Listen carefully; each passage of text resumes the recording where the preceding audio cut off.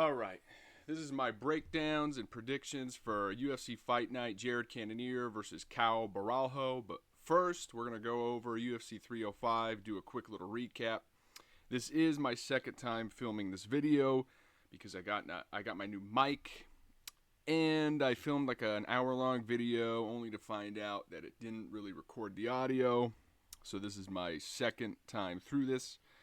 I'm going to make this part a little bit quicker because my original I fucking dragged on for like 30 minutes on the 305 recap. So I'm just going to rapid fire this one.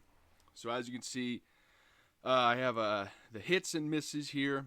The hits are the picks that I got right. The misses are the picks that I got wrong, obviously.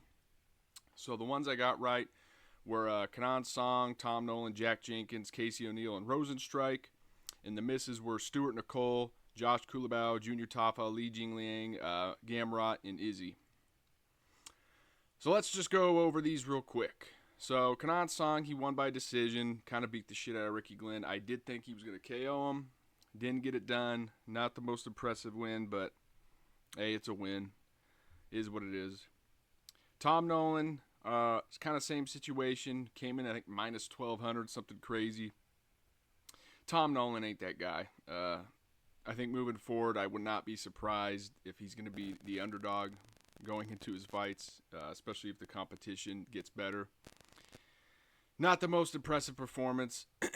At this point, if you're a real like highly touted prospect, you should be getting somebody like Alex Reyes out of there. Tom Nolan ain't that guy. He won, but he ain't that guy. Jack Jenkins, now he actually did what he was supposed to do. He got the finish. Came in as a minus 800 favorite. When I saw the lines, at least he was minus 800. Got it done. Got the TKO in the third round. Pretty good performance. Kind of did what he was expected to do. Not much to really go on about the Jenkins Herbert Burns fight. I had Casey O'Neill by decision. She won by decision. Again, you know, in a lot of women's MMA fights, they end up kind of being these close 29-28s. Maybe not the most action going on. She got the decision, got it done. Jairzinho Rosenstrike, he won by decision. Now, I actually did think Rosenstrike was going to win by decision. I know a lot of people had KO just because it's two heavyweights, but if you actually look at both their styles, especially Rosenstrike, he's very counter-strike oriented, and he will stay on the outside and use his jab and be patient, and that's pretty much what he did in this fight. He kind of just outpointed Tai Tuivasa, and Tai never really like committed too much to going for broke and trying to get the finish. He kind of just played that tit for tat battle for the most part. Another loss for Tai. I don't know where Tai goes from here. He might retire. I know he has a lot of businesses and shit that he's working on, so who knows. The UFC, though, if he decides not to retire, I don't think the UFC is going to cut him. He's just one of those entertaining guys that you could put on a pay-per-view, and he's going to, you know, have some good fights. So I see him sticking around unless he retires. But yeah, so that's the hits. Let's go over the misses. Stuart Nicole. So Stuart Nicole came into this fight 8-0. He was a prospect on the Australian scene. And I think he was like almost a 3-1 favorite when I saw the odds on against Jesus Aguilar, but got choked out in the first round, shot in for a takedown, got guillotined. Kind of hard to judge on that one since it happened so quick and early.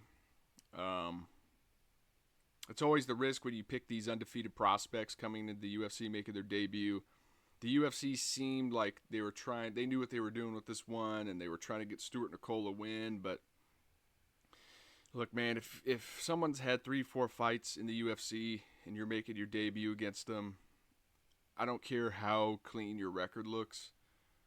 It's like going from college to the NBA a lot of the times, unless you're like just some insane world beater prospect like Bo Nickel, who has like a crazy wrestling background. I'm not going to really trust a lot of these undefeated prospects that are making their debut in the UFC. especially against, people with a winning record in the UFC like Jesus Aguilar. I mean, I know he hasn't had the most impressive run, but I mean, he has a winning record, so you gotta look at that. And probably a mistake on my part, trusting that 8-0 record a little bit too much, trusting the fact that I was in Australia, and the UFC tends to kind of make matchups with the hometown favorite people that, it favors them. And in this case, it did not go that way. Aguilar with the first round guillotine. Next up was Josh Culibao. Now, honestly, I kind of thought Culibao was one of the safest picks on the card, if I'm being honest. I thought that he was going to kind of break Ricardo Ramos, probably get a TKO, maybe a submission. Ended up going to a decision, split decision. Some people thought Culibao won. Either way, I mean, not the greatest look losing to Ricardo Ramos. If you're Culibao, I really thought he was going to get the finish in this one. Didn't get it done. Is what it is. On to the next. Junior Tafa. Now, this one was controversial. Junior Tafa won by first round heel hook right at the end of the round. But Junior Tafa did not submit. He didn't tap. He did, however, grunt and make some noises while he was rolling into the heel hook. And the referee stopped it. I guess the referee considered that a verbal submission. Now, I get it. If you're making noises like that, like you're in agony and pain while you're deep in a heel hook, I get why the ref would be, oh shit, is he injured? Do I need to step in? But at the same time, I can also get Junior Tafa, where he's coming from being upset. But him slapping Walter Walker was a little come on, it's not Walter's fault that the referee fucking stopped it. I mean, he was just going for a submission. So even if you disagree with it, it's don't be a dickhead to him, Walter Walker, though, I will say, I think he's a little better than what and I think some people might have thought, his skill set was at after his debut against Lucas Bresky, I think. Because Bresky is not, he's not UFC level at all. He just isn't. Although Walter, I watched that fight, and you could argue he might have won. It wasn't a very active fight. But I feel like Walter, I feel like it was honestly more of a thing of his UFC debut, the jitters, and he kind of just shit the bed a little bit. Because in this fight, he did look a lot better. And he also came in way better shape. He was in way better shape in this fight, and he looked better. Walter Walker, I do think, I'm going to keep my eye on him because I think he is a little better than maybe what I thought he was, especially considering he is more of a grappler. And at heavyweight, most heavyweights kind of just suck at grappling, especially off their back.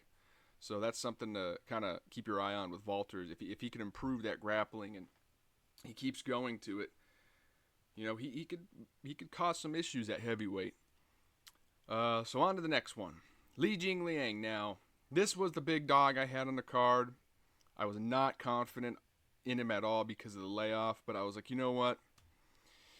He's fought way better competition. He's been around. Prates hasn't really fought that great of competition in the UFC. He has some real bad losses early in his career. Mind you, that was 10 years ago, but I was like, you know what? Fuck it. I'm going to go with Li Jingliang. And I kind of had him by decision. I was thinking maybe he'd use his grappling, kind of clinch up and slow down the fight. That did not happen at all. Prates just kind of beat the piss out of him and then knocked him out.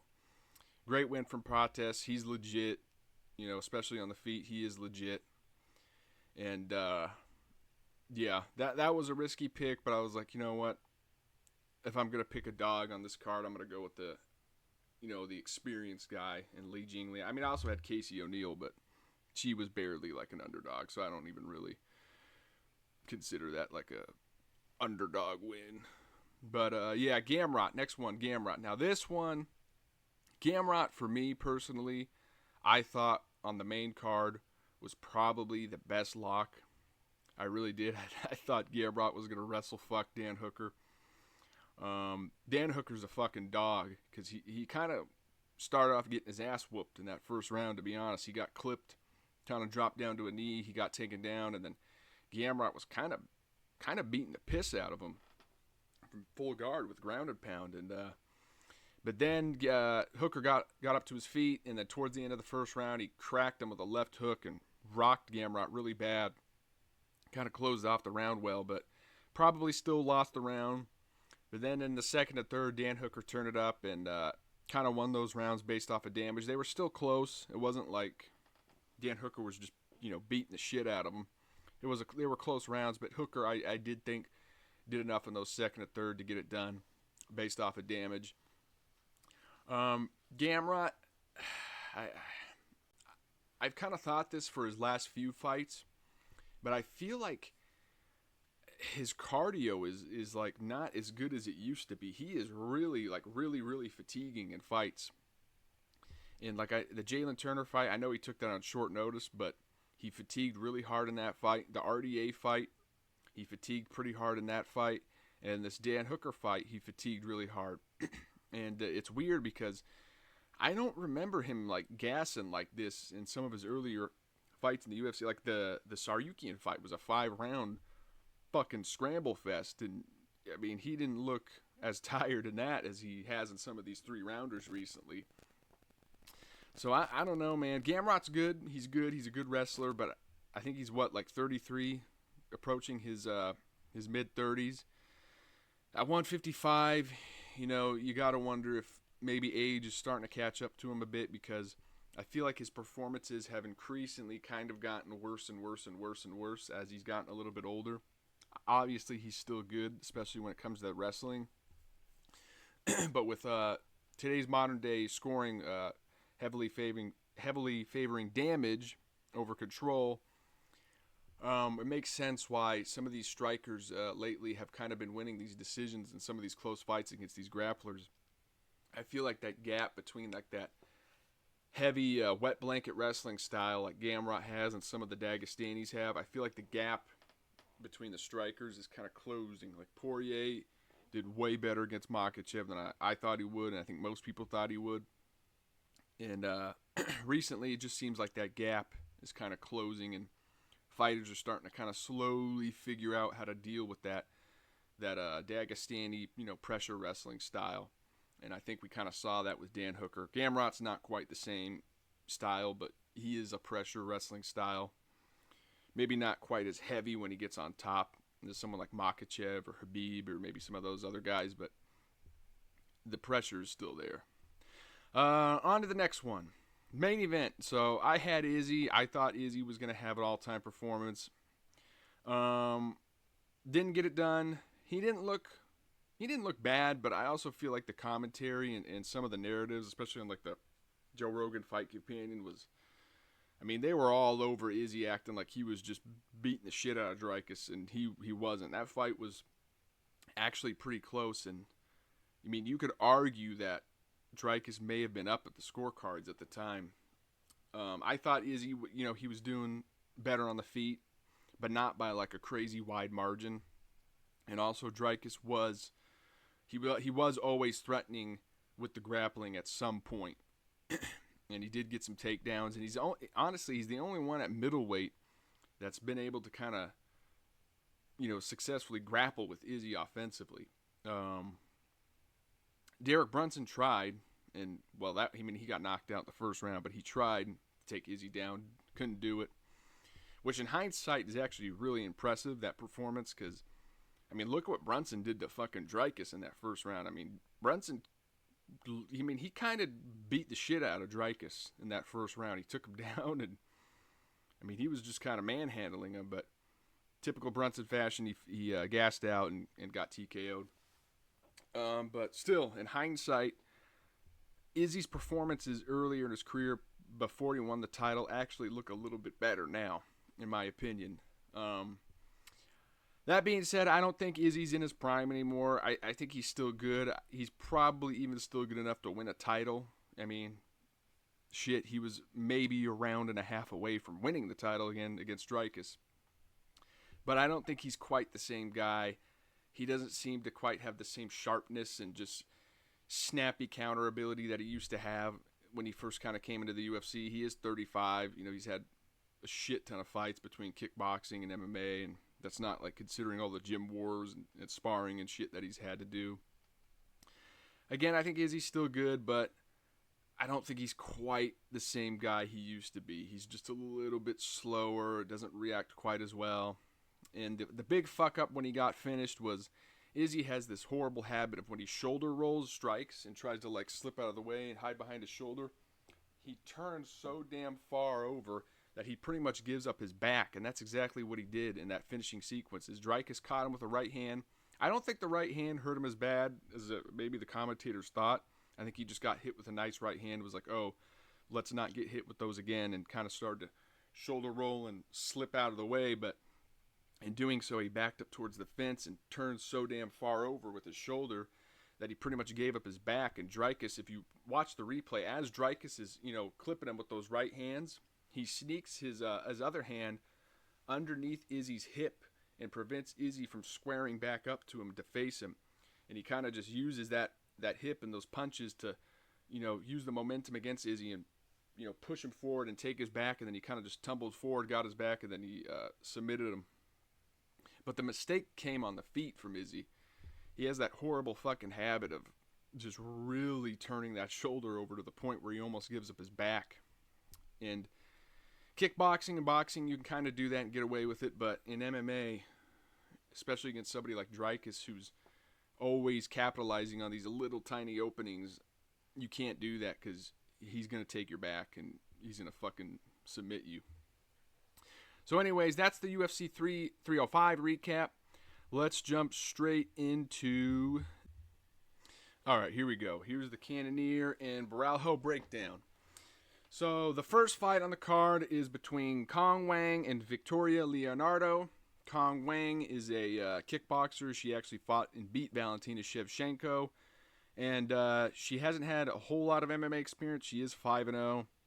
She is a huge favorite in this fight. I think she's like damn near minus 1,000. Almost like a 10-1 favorite when I checked. I don't know. It might have changed since then. Against Victoria Leonardo, who is just not very good. She's not UFC level.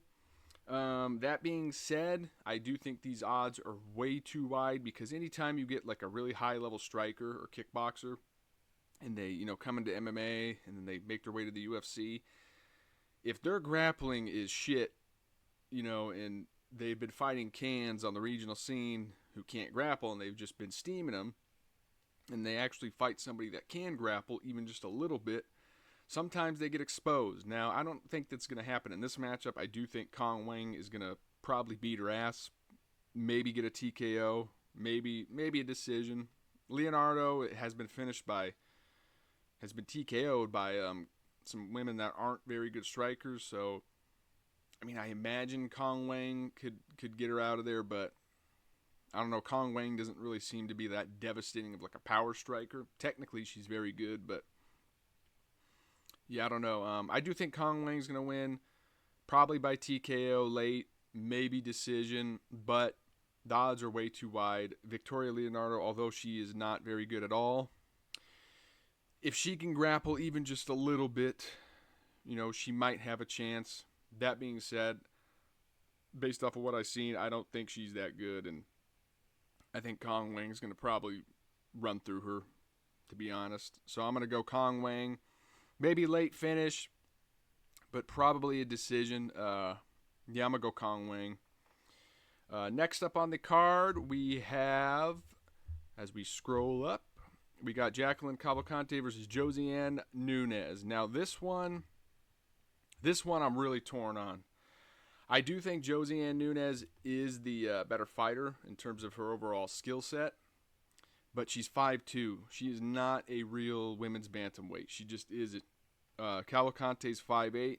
I don't think she's as good, but the thing is she's a real bantamweight. Josiane Nunes, good striker. She comes forward, throws volume, throws power. She does have some, power in her hands, especially for being undersized at women's bantamweight. But I think she should be fighting at either 125 or maybe even 115. She's 5'2". You know what I mean? That's insane. Any of these women's bantamweight grapplers that that can clinch, that can grapple, are going to give Josiane Nunes a lot of fucking trouble just by clinching up with her. using their head, bearing down with head control on the fence. I mean, it's going to be really hard for her to beat some of these grapplers. So this one, I really don't know. Like, I really don't know. I have zero confidence in Nunes because I just think she's way too small to be fighting at 135. I think she is better. And the thing is she does go for it on the feet. But that could also kind of be what, gets her in trouble, because if she overextends or gets too wild and gets taken down, her being so damn small, sometimes she just can't get back up once she gets taken down. That being said, I'm gonna go with Nunes. I'm gonna trust the UFC experience. She's had a little more fights in the UFC, and I'm gonna trust her aggression and her probably to be able to get some damage off, but not at all confident, and would not be surprised if Cavalcante just kind of clinches up and holds her up against the fence for 3 rounds to get a decision. Moving on up, we got Vyacheslav Borralho versus James Lontop. Now, this one, Borralho is the favorite, but that being said, I can't pick him. This guy's chin, Borralho's chin, is so damn shot, I just cannot justify picking him. James Lontop is not good. He's just not very good in terms of UFC level. And Borralho is the better fighter in terms of his skill set and like his technical ability and his striking and everything. And he is tough as fuck. Like, he's not going to quit. But his chin, man, is just so shot. Like, when I see a fighter's chin get to the point of like Borralho's, I can't pick him. I don't care how good you are. I don't care how skilled you are. I don't care how much better you are than your opponent. I cannot pick you, especially if you're almost a 3-1 favorite. I just can't pick you. I'm going to go James Lontop. Like I said, I do think Borralho is the better fighter pretty much everywhere. But he has no chin. He just doesn't. If he gets hit with any shot that's remotely clean, he's probably going to get hurt and go down. And that's not good. I can't trust that. When Chase Hooper, and look, I get Chase Hooper's improved, but Chase Hooper's not a striker, and he's not a power striker. He's improved his striking, he's gotten better overall, and he's a very good grappler, but he's not a striker. And if he's put you on your ass like the way he did to Borralho and damn near knocking him out on a few occasions, I can't trust you. I'm gonna go James Lontop. Maybe he knocks him out. Maybe he wins a decision based off of damage from like knocking him down, and then maybe he gets outstruck for a little bit, but he still wins because he dropped him. I'm gonna go James Lontop with an underdog. I just can't trust Borralho, even though I think he is a better fighter. That chin, man, is fucking cooked. So moving on up, we got Zach Reese versus Jose Medina. Zach Reese, he was kind of a prospect coming, and still is a prospect. He lost to Cody Brundage because of that slam from the armbar. A bit fluky. It's not like the worst loss. I mean, I know losing to Brundage on paper is not a good look, but the way it happened, it was not like, he got his ass kicked and was, dominated. I mean, I think he got taken down, and then he locked up an armbar pretty quick, had it pretty deep, and then, to Brundage's credit, he just picked him up and fucking kind of just spiked him on the side of his head and KO'd him. Bit fluky, but, it is a loss. And then after that, he absolutely steamrolled and KO'd Julian Marquez in the first round, which was really impressive. Marquez is probably on his way out of the UFC, but still, he's a tough guy, and if you could steamroll Marquez like that early, it's a good win. It's a good win. He is also a huge middleweight, Zach Reese. He's fucking huge for a middleweight. Like, I think he's like damn near almost as tall as Perez. It says he's 6'4" on here. That's probably about right, honestly, looking at him. I mean, he's a pretty damn big middleweight. And he is fighting Jose Medina. Jose Medina did fight at 205 on short notice on the Contender Series. He actually fought that Russian guy. Let me double check his name. Magomed Gadziulov. He lost a decision. But then, he kind of impressed in that fight. He showed some toughness. But his opponent that he lost to, that Russian guy, in hindsight, at least in his UFC debut, honestly didn't look that good against Brinson Ribeiro. So you got to wonder just the overall skill level of Medina, where he is. I know MMA math, you don't want to look in too much of this guy beat this guy and this guy beat that guy a certain way because, shit just gets wild when you start doing that. But I'm probably going to go Zach Reese. I think that his height, his overall skill set, his grappling. I think his grappling is, especially in this fight, is probably going to be, the key. I think he's probably going to try to take Medina down. Medina, he's tough. He's got some boxing. He's durable. And Zach Reese, all of his wins are by finish. Like, I think maybe even in the first round. Let me double check. But all of Zach Reese's wins are finish. Let me double check to make sure they're all first round. Yes, so all of Zach Reese's wins are round one finishes, either by knockout or submission.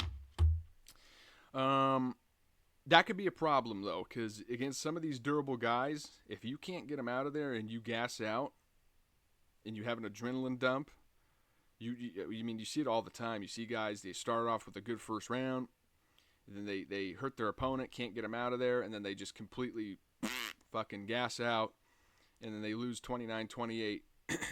I don't think that's going to happen in this one, but Reese, I do think, needs to be a little more patient against Medina because Medina is tough. He's a tough motherfucker. He isn't just going to fold over. So I'm going to go Reese, probably by submission. I think we're going to see his grappling in this one. I do think it's going to, as I cough my lungs out, I do think it's going to make it out of the first round. Medina, I think, is tough enough to force Reese out of the first round.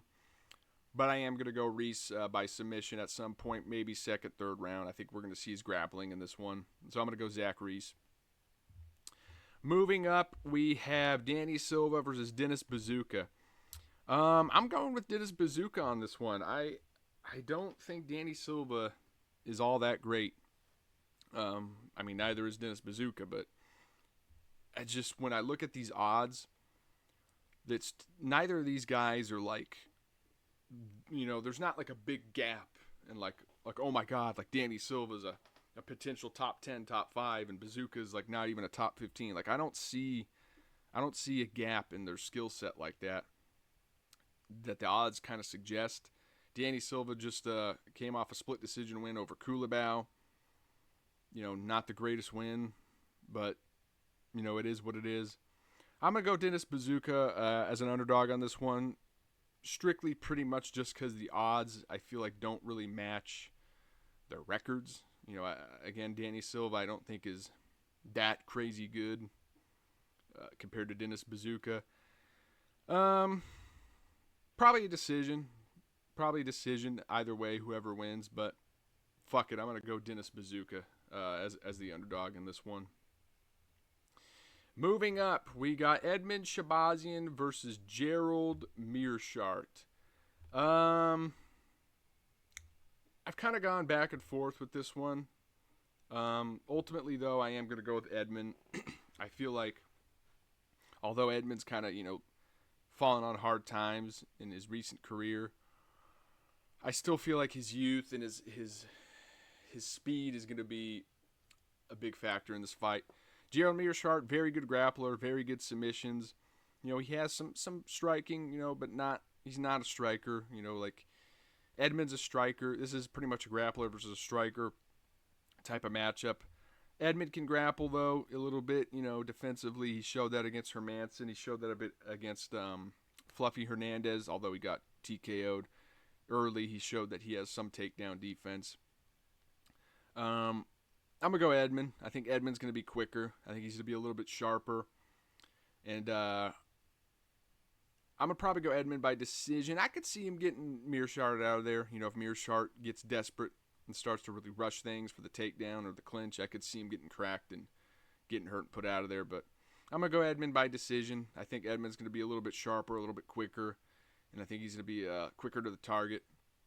But Gerald Meerschaert, I'm going to look at those odds for submission because if they're crazy odds to him for Meerschaert to win by submission, I might throw a bet on that because he is a good grappler and he is like dangerous in those scrambling scenarios. So if there is a grappling situation, I could see him possibly fucking guillotining Edmond on like a scramble or something. But I don't think it's going to happen. I think Edmond's going to win this one. Probably by decision, maybe a late TKO. I'm going to go with Edmond Shabazian. Neil Magny versus Michael Morales. Michael Morales coming in as a huge favorite. Neil Magny, typical situation. The UFC throws him against these prospects that they're not maybe quite sure about, but they have good records. And Michael Morales, I think the odds are pretty accurate. I don't think we're going to see a Neil Magny upset in this one. Stylistically, I just think it's a horrible, horrible matchup for Magny. Michael Morales has very good takedown defense. He's athletic. He's strong. Even if he does get taken down, he pops back up. And he's also a patient fighter. Like, he's not one of those guys that's going to get crazy and look for the finish and wear himself out doing it. If he has to, he will fight technical and outpoint you for 3 rounds. We've seen that before. And I think that's going to be the smart way to fight Neil Magny. I don't think Michael Morales should try to go out there and just steamroll Neil Magny, because if he does, I do think that gives Magny his best chance to win, because Magny does good when guys get aggressive and they try to, they throw down with him, and if they can't finish him, they wear out a bit, and then he kind of just gets that clinch game going and keeps that volume up, gets takedowns. But I don't see that happening against Morales, man. I just think he's too damn slick. I think he's too sharp on the feet. And I think he's just too athletic to get, manhandled by Magny like some of these other prospects. Like Mike Malott got TKO'd by Magny, but Mike Malott was winning that fight literally until like the last 20 seconds when he just fatigued and got his back taken and TKO'd. But even Mike Malott, I don't think is nearly as good as Michael Morales, to be honest. I think Mike Malott's kind of a grappler. He's a good grappler with, some okay striking, but he's not like some world beater Mike Malott. Michael Morales, though, is like a skilled striker, and like I said, he's young. He's 25, and I think he's going to beat Neil Magny, probably by decision. I can maybe see a TKO, but probably by decision. I think this one's going to look somewhat similar to the Ian Gary fight, where he's going to kind of chop Neil Magny's legs, kind of pick him apart, avoid the takedowns, and just stay within himself to pick Neil Magny apart to get a decision. I think Michael Morales is a really, really safe bet. I don't think we're going to see a Neil Magny upset again. I think this one is a really, really bad matchup for Neil Magny stylistically. Moving up, we got Ryan Loder versus Robert Valentin Frey. I'll be honest, I didn't do a whole lot of fight study. Whenever I see two guys making their debut against each other in the UFC with limited records, I don't look too much into the odds. I don't look too much into it, because a lot of times, man, it's kind of a crapshoot. And most people are on the Robert Valentin Frey side on this one. I don't know. I really don't know. I'll probably go with Valentin, just because when most people seem to be siding with a prospect, even if they have, somewhat similar records, there probably is a bit of a skill difference overall. But again, I would not be shocked if Ryan Loder wins this fight. When you see two guys at this level making their debut against each other, it's kind of, you don't really know what you're going to get, really. So moving on, Angela Hill versus Tabata Ricci. Now, this one's interesting. It's going to be close. I think it's going to be really, really close. I think we're going to get a decision either way. But I'm going to go Angela Hill. And the reason I'm doing that is I'm starting to favor these strikers against these grapplers in these matchups because of the way the scoring is. Unless these chicks are, not just chicks, but unless these fighters are really, really, really good, like submission threats or ground and pound, and they could just clamp down on you and, hold you down the entire round, I can't pick these grapplers against these strikers. Angela Hill has good enough grappling defense where I don't think she's just going to get held down by Tabata Ricci. And I think she's probably going to... I think this fight's going to look a whole lot like Ricci's going to clinch her, maybe take her down. But then Hill's going to get up and probably kind of outpoint her and out-damage her on the feet for the rest of the round and win a very, very narrow decision where it's going to maybe be controversial. But I'm going to go Angela Hill. And the reason being is I got to favor these strikers now in these striker versus grappler matchups a lot of the times because of damage. Like Hooker Gamrot, for example. Dan Hooker won that fight because of damage in the second and third round. It was a really close fight. But these judges, they're very, very, very heavily favoring damage. Even at certain times where I feel like, maybe it's a little too much. They shouldn't be favoring that much. I know it's the number one scoring criteria, but like Isaac fucking Dolgarian versus, why am I blanking on his name? The fucking guy that just lost recently to Julian Erosa. Fuck. Anyways, that decision was egregious, and we kind of saw it there where the judges they're getting kind of crazy sometimes with this damage, and it's like sometimes it's not even really damaging. Like sometimes we see situations where somebody will take somebody down and they'll hold them down for like 3.5 minutes of a 5-minute round. Sure, they might not do a whole lot. They might not be doing a whole lot of damage themselves, but if you control someone for 3.5 minutes of a round and then they get up in the last 2 minutes of the round, they land some strikes, maybe nothing crazy. Some of these judges, man, are giving it to the strikers just because, almost for no reason in some of these matchups. Just a little bit of a random rant on judging. But I am going to go Angela Hill. I think damage over control in this one. I'm going to go Angela Hill by decision. Main event. Jared Cannonier versus Caio Borralho. Now, Barralho is the favorite. I get it. He's younger. He's very well-rounded, and he has looked increasingly more impressive in his UFC fights. Like when he first kind of came into the UFC, he was winning by decision, kind of. He looked good, but he didn't look like a world beater. But now his last 3 fights, he's looked pretty damn good. Like I can't lie, he's looked pretty damn good. And he is fighting Cannonier. Cannonier is by far and away the best guy he's fought up to this point. Huge step up in competition. But Cannonier is older. I think he's like 40, 41. You got to wonder how much longer can Cannonier kind of maintain where he's at this age. And it can't possibly be in his favor, right? At 40, 41 years old. Borralho also is very well-rounded. There's nowhere you can look at Borralho and be like, oh, he's not very good there. Like, he's good everywhere the fight goes. He's got good kickboxing. He's got decent hands. He's got good wrestling. He's got overall good grappling once the fight hits the ground. And he's fought 5 rounds out of the UFC. So there's nowhere you can really look at Borralho and say, oh, there's a clear weakness there. Same could kind of be said for Cannonier. There's nowhere you can look at Cannonier's game and go, oh my God, he's really easily exploitable here. You know what I mean? He's well-rounded. He can kind of do everything, and he's got some power in his hands too. He is coming off that loss to Nasruddin Imavov, which was a horrible stoppage, but nonetheless, Cannonier does get wobbled a little bit. He like Marvin Vettori wobbled him in the first round pretty bad. Nasruddin wobbled him in that fight, which it was a shit stoppage, but still, I don't like seeing that, especially as a fighter gets age as they age. I don't like to see him get wobbled and hurt in fights like that. I really want to pick Cannonier. I like Cannonier a lot, and I will be rooting for him, but I got to go with Caio, man. I got to go with Borralho. I just think he's probably going to chop Cannonier's legs, keep him on the outside, use his kicks, keep him on the distance, kind of outpoint him, then probably go to his grappling at some point. Because I do feel like Borralho is the better grappler, especially when he gets on top. I feel like he's more of a threat in terms of his submissions, and his positioning is more like he just clamps down. He's a little heavier.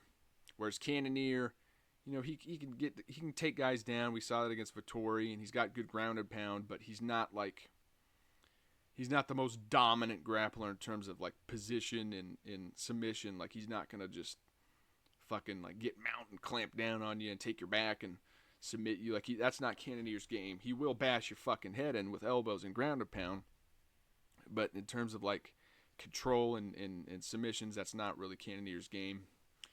Also the pace. Cannonier, I feel like sometimes fights a little too slow, and he can get kind of behind on points. And I see that being a bit of an issue in this one. Also, Borralho is defensively pretty sound. He's not one of those guys that's just going to engage in a brawl. So I'm going to go Caio Borralho by decision. I think he's going to get the decision in this one, kind of outwork Jared Cannonier. As much as I hate to say it, because I do like Cannonier, and I'll be rooting for him, but I can't pick him in this matchup. He's not a horrible underdog just because, again, he's seen the top of the division. He's, the competition level between him and Caio is pretty night and day difference, but I got to go with the youth and the momentum of Borralho and just his overall skill set. Again, there's nowhere I can look at Borralho and say, oh, there's a clear weakness here. So I'm going to go Caio Borralho by decision. And, so these are my picks for Fight Night Cannonier Borralho. And I will do a long shot parlay probably like Thursday or Friday of this week when the more of the lines open up and specific betting methods open up.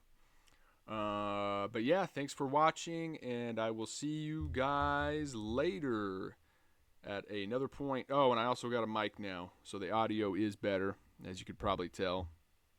And I got some lighting too, so the lighting's a little bit better. So yeah, thanks for watching, and I will see you guys next time.